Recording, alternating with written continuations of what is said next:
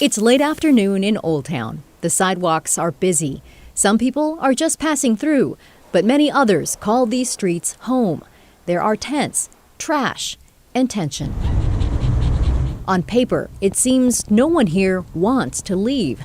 Richard Winkowitsch will tell you otherwise after living here stabbing, shooting, stealing, all that. For 5 years. So I got tired of it, and tired of it. Every single day, stress, stress, stress, stress. This corner on Northwest 3rd and Cooch I camped right here before. Is where Richard lived. He still sells papers for street routes, and across the street there's Dixie Tavern. He helps the crew here set out cones on busy nights. In return, they give him food and a warm place to hang out. I have other people there.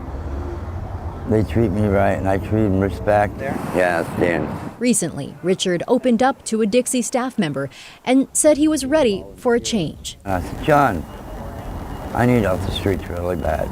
I mean, I really do. So I can get my life back together. That got the ball rolling. In the days that followed, multiple people, agencies, and nonprofits stepped in to help. On Sunday, Richard moved into the Wai's shelter.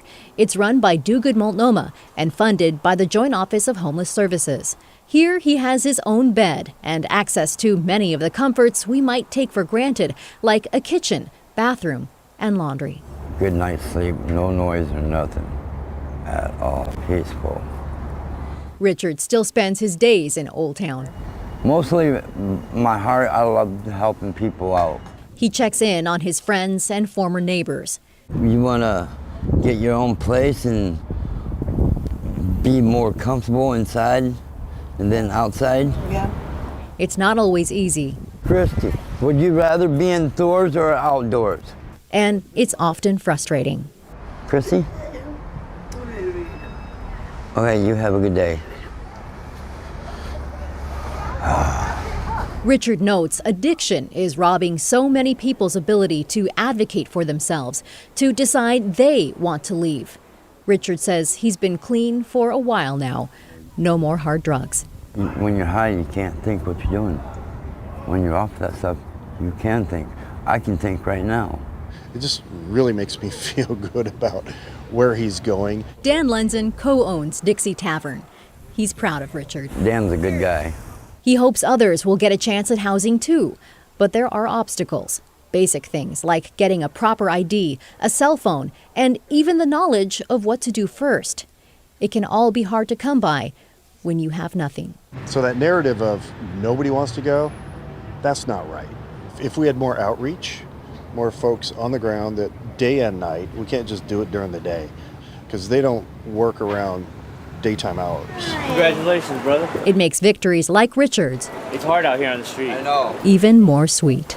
Yeah. Too rough. And Catherine joins us now. Really an incredibly moving story, those interactions with other people on the street. This is somebody who admitted that he needed help, who sought it out, who chose it, who advocated for himself. But it sort of raises the question here, what happens next? Absolutely, David. Well, for those who are helping Richard, the goal is to get him into transitional housing.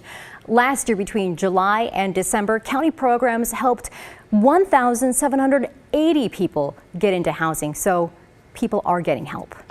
Well, we thank Richard for sharing that story of hope. I think we all needed that. Thanks, Catherine. Thank you.